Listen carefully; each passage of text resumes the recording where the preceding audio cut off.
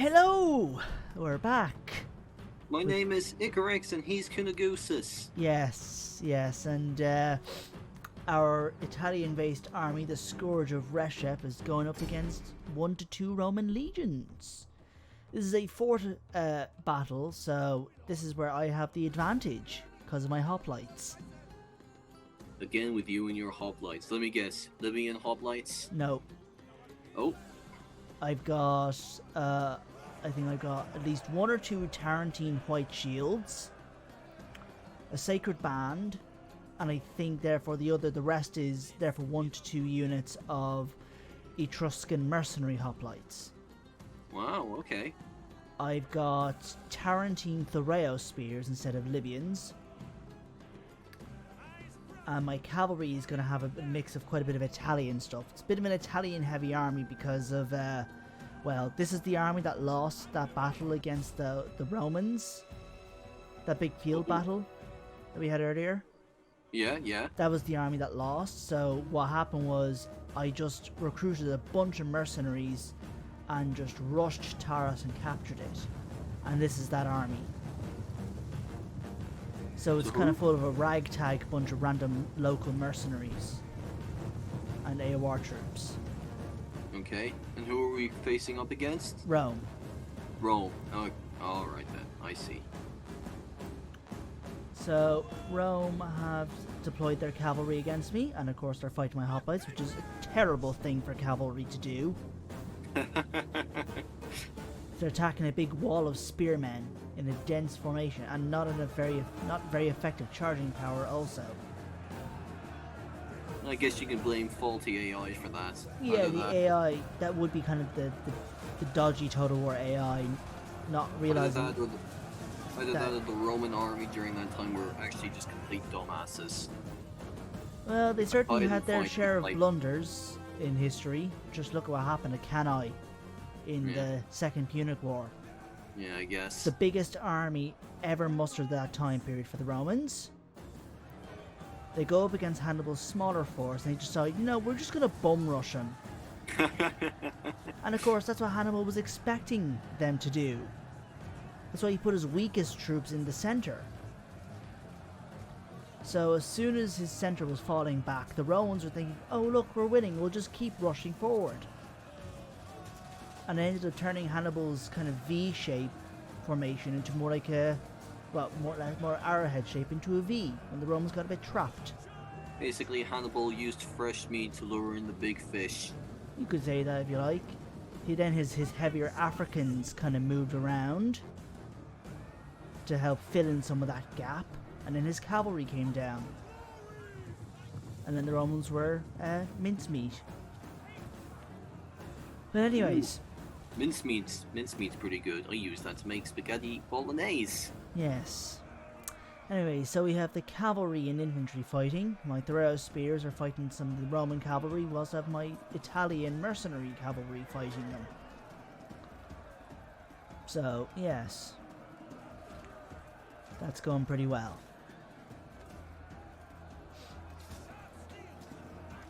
So we got that as my towers are shooting down on the enemies, causing further damage. Shame there's no fog anywhere. This would have been a right old fog of war here situation. Yeah, well I think it is kind of a foggy, dim day, so I think this is clearly a foggy environment. But yeah. Not foggy enough for the veteran forward to stick. Yes. And this is, I think, that's my Tarentine cavalry. Right there. But yes, I'm moving my infantry, and I got some pretty good infantry. Yeah? Like the Apulian swords, Apuli Extraordinari. They're pretty damn good. So I'm assuming they're excellent swordsmen, like... Yeah, they're pretty damn strong swordsmen. But those guys, the big shields are my Brutians, which are pretty good also. Do they have like your favorite kind of shield, those oval-shaped ones? No, the Apulians have round circular shields, like Greek Aspides. Ah. The Brutians have more like a Roman-shaped shield. Ah, right. I remember you going on about your favorite type of shield. Yes, I was just wondering the if they had that. Thoreos. No. There's my Brutians attacking Roman slingers. I think they're Sicilian slingers. But yeah, it's going pretty well, I like to think. Yeah. Javelin's going all over the place. Yep. I think those are the Apulians. And there's the Tarentine cavalry. Because I have mercenary Tarentine cavalry. Or just, you know, Tarentines, but yes. And there's my loot. There's my Tarentine white shields. Doing their diligent fighting. Dancing at the gates rather than storming the gates. All that's missing is a disco and some fancy moves. Yeah, my hoplites are fighting some of the Roman Pedites Extraordinarii. The kind of sucky, non-Latin Roman version of their Triarii. Because the way Rome works in this time period is you've got your like Roman troops, and then you have your succii, which are like their Italian allies. Non-Roman, possibly non-Latin allies. So yeah. So you got my Gallic swords, I think the Galatian swords, fighting. And my Italian swordsmen. Seem to be holding up pretty well. Yeah. And that's, I think, my Numidian cavalry picking off Royal some of massacre there. Yeah, those are the Sardinian archers. So yeah. And there's my Italian mercenary swordsmen fighting some companion hoplites. Yeah. And yes, my Scutarii seem to be taking on the Roman Equites Extraordinarii. I think it's safe to say they were this close to routing, let's just say. Maybe. But yeah, so going pretty well there in this front. Yeah. I think those are meant to be the Sicilian Marines, Syracusan Marines fighting my swordsmen. So yeah. Then moving my Thoreos spears out. And the Brutian swords.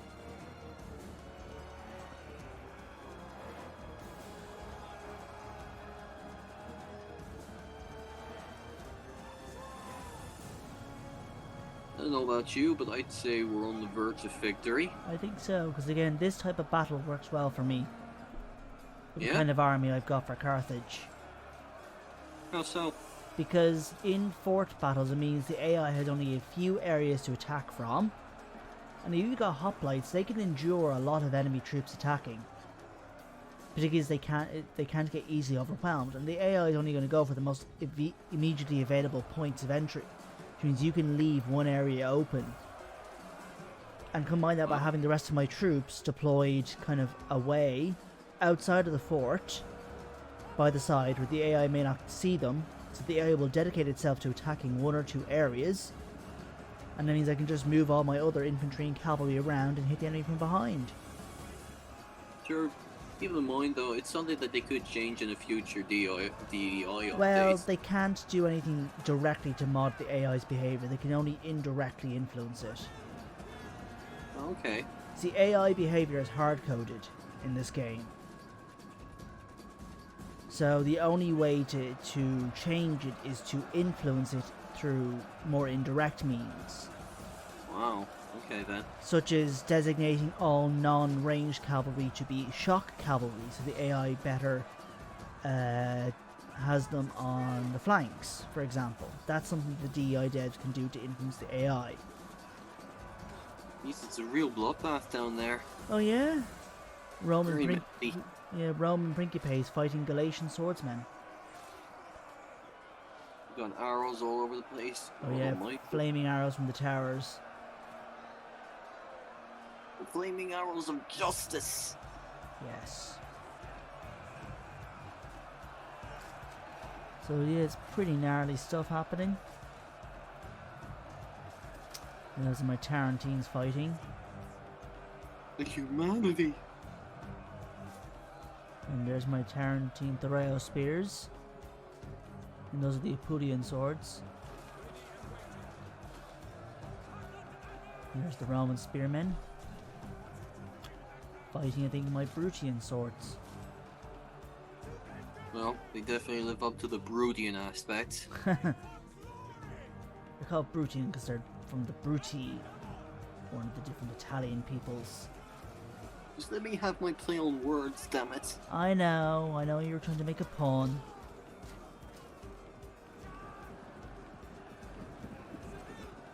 Yeah, so I'm moving my Tarantines, looks like. Because they're picking off some of the enemy Roman troops. Oh, looks like they're about to rout now. I think those are probably already routing Romans being picked off with my spears. Well, their hinds are firmly tucked in between their legs. Nowhere else to go. Yes. You could say that if you like. Why, thank you. And those are the enemy companion hoplites. I think they are companion hoplites.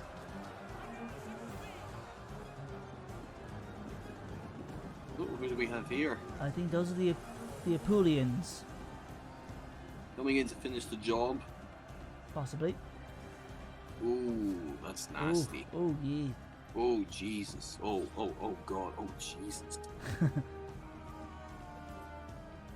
oh my God, it's like we have a purge scenario down here, only much better. So, yeah. They released the beast. Now moving the Tarantines back. The Tarantines are falling back. But the enemy is fighting another group of hoplites. Yeah, I think then we have the Apulians charging in.